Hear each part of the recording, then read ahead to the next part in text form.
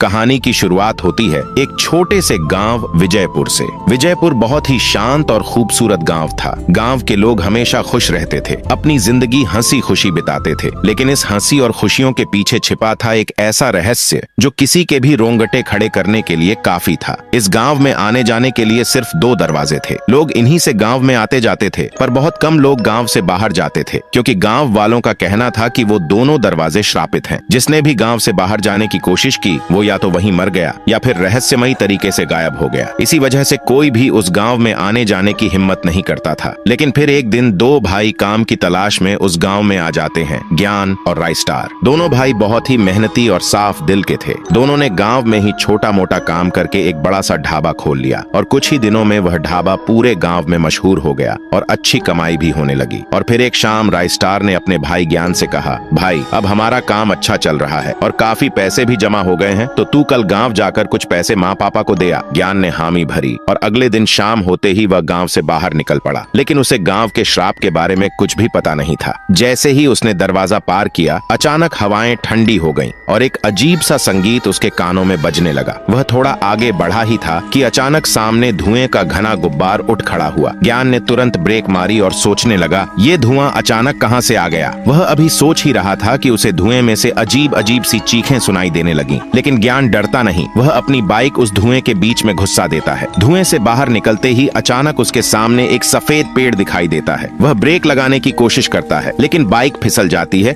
और पेड़ से जा टकराती है। एक जोरदार धमाका होता है और उसी धमाके में ज्ञान की मौत हो जाती है। अगले दिन जैसे ही राइस्टार अपनी दुकान खोलने के लिए घर से बाहर आता है, वह देखता है कि पूरे गांव में अजीब सी अफरा तफरी मची हुई है। वह तुरंत एक आदमी को रोकता है और पूछता है, भाई ये क्या हो रहा है और गांव में ये अजीब सी हलचल कैसी है। वह आदमी कांपती आवाज में बोलता है, क्या बताऊं राय भाई, लगता है फिर कल किसी ने गांव के बाहर जाने की कोशिश की है। उसी की लाश गांव के बाहर पड़ी है और उसी की वजह से ये हलचल पूरे गांव में मची हुई है। ये सब सुनकर राइस्टार के पैरों तले जमीन खिसक जाती है। वह सोचने लगता है, कल मेरा भाई गांव के बाहर गया था, कहीं ये वही तो नहीं। वह तुरंत गांव के बाहर की ओर दौड़ पड़ता है और जैसे ही वहां पहुंचकर देखता है तो भीड़ पहले से ही जमा होती है। वह पास जाकर देखता है, वहां किसी और की नहीं बल्कि उसके भाई ज्ञान की लाश होती है। राइस्टार वहीं घुटनों के बल गिर पड़ता है और फूट फूट कर रोने लगता है और चिल्लाते हुए कहता है, कैसे लोग हो तुम, मेरा भाई यहाँ मरा पड़ा है और तुम सब चुपचाप खड़े होकर तमाशा देख रहे हो। लेकिन किसी ने कोई जवाब नहीं दिया। और फिर अगले दिन शाम होते ही राइस्टार अपने भाई का अंतिम संस्कार करते हुए फूट फूट कर रोता है। रोते रोते वह मिट्टी पकड़कर कहता है, भाई मैं तेरी मौत के इस रहस्य का पता जरूर लगाऊंगा, चाहे इसके लिए मुझे अपनी जान ही क्यों न देनी पड़े। और फिर अगले दिन शाम होते ही राइस्टार एक पेड़ के पीछे छिपकर उस श्रापित दरवाजे पर नजर रखने लगता है। जैसे ही रात गहराने लगती है, उस दरवाजे से अजीब अजीब सी आवाजें आने लगती हैं। तभी एक आदमी उसी रास्ते से दूसरे गांव अपने घर जा रहा होता है और जैसे ही वह उस दरवाजे को पार करता है, तभी वही अजीब सा धुआं उसके सामने आ जाता है। वह बिना डरे अपनी बाइक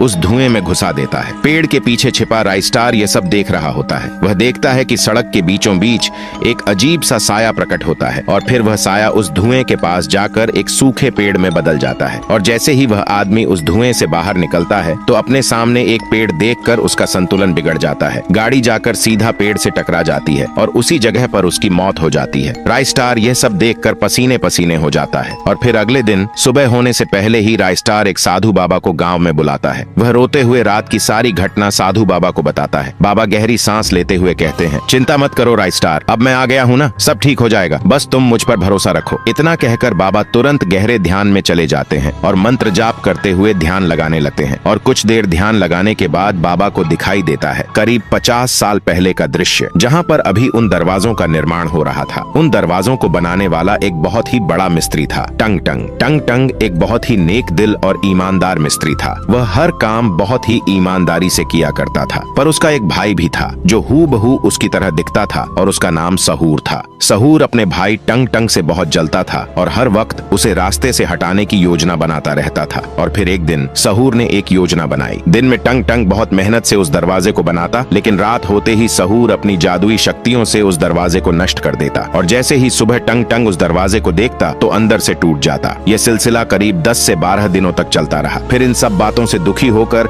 टंग टंग एक शाम नदी के किनारे बैठा हुआ था। तभी उसका भाई सहूर उसके पास आया और बोला, क्या हुआ बड़े भाई, इतने उदास क्यों हो। टंग टंग बोला, क्या बताऊं छोटू, मैं हर दिन मेहनत करके दरवाजा खड़ा करता हूँ, पर सुबह होते ही पता नहीं कैसे वो दरवाजा राख में बदल जाता है। तभी सहूर बोला, भाई लगता है खराबी लकड़ी में है, तुम्हें सफेद पेड़ की लकड़ी का इस्तेमाल करना चाहिए। इतना सुनते ही टंग टंग तुरंत जंगल की ओर निकल गया, पर उसे यह ज्ञान नहीं था कि सफेद पेड़ वर्षों से श्रापित पड़ा है। वह बिना डरे जंगल जाकर उस पेड़ को काटकर गांव ले आता है और सुबह होते ही दरवाजे का काम शुरू कर देता है। शाम होते होते दरवाजा पूरी तरह तैयार भी हो जाता है। टंग टंग बहुत खुश होता है और उस रात वह चैन की नींद सोता है। लेकिन जैसे ही पूरा गांव गहरी नींद में होता है, वह दरवाजा हिलने लगता है और अचानक वही दरवाजा उस सफेद पेड़ में बदल जाता है और वहां से गायब हो जाता है। अगली सुबह गांव वालों को टंग टंग की लाश उसी दरवाजे के नीचे मिलती है। कहा जाता है कि टंग टंग की लाश अभी भी उस दरवाजे के नीचे दबी हुई है और अपने बरसों पुराने बदले का इंतजार कर रही है। इतना कहते ही बाबा का शरीर अचानक कांपने लगता है और देखते ही देखते वह उसी सूखी लकड़ी जैसी प्राणी में बदल जाता है।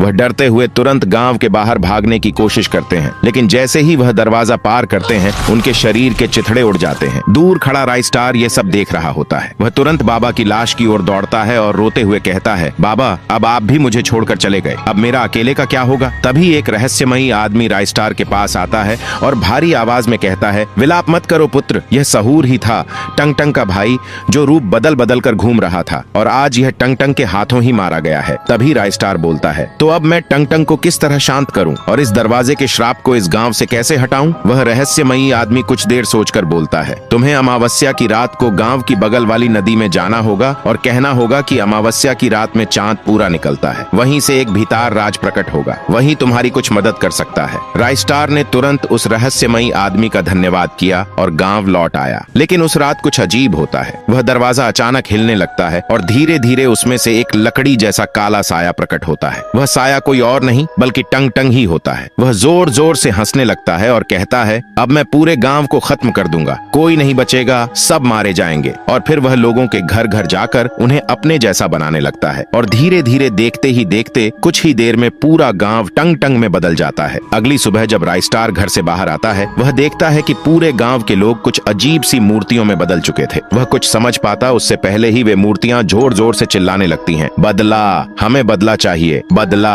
यह सब देखकर राइस्टार के पसीने छूट जाते हैं और डर के मारे वह वहीं से गांव छोड़कर भाग जाता है। फिर जैसे ही रात होती है, राइस्टार तुरंत नदी के किनारे जाता है और मंत्र पढ़ने लगता है। अमावस्या की रात को चांद पूरा निकलता है। मंत्रों की आवाज सुनकर भीतार राज पानी से बाहर आता है और भारी आवाज में कहता है, क्या हुआ राइस्टार, क्यों जगाया मुझे। तभी राइस्टार रोते हुए भीतार राज को अपने साथ बीती सारी घटनाएं बता देता है। राइस्टार की दुख भरी दास्तान सुनकर भीताल राज बोलता है, देखो राइस्टार, अब टंग टंग की आत्मा एक शापित आत्मा बन चुकी है। वह सदियों से इस दरवाजे के नीचे कैद है। तुम्हें उसकी आत्मा को दरवाजे के नीचे से निकालना होगा और उसका अंतिम संस्कार करना होगा, तब जाकर उसे शांति मिलेगी और फिर यह गांव इस अजीब से श्राप से मुक्त होगा। इतना कहकर भीताल राज वहीं से हवा में विलीन हो जाता है। लेकिन भीताल राज की यह बात राइस्टार के दिल में घर कर जाती है और फिर अगले दिन राइस्टार कुछ मजदूर लगाकर उस दरवाजे के नीचे से टंग टंग की लाश निकालता है और पास की नदी के किनारे उसका अंतिम संस्कार करता है। और फिर जैसे ही रात होती है, राइस्टार उस दरवाजे के चारों ओर दिए जलाता है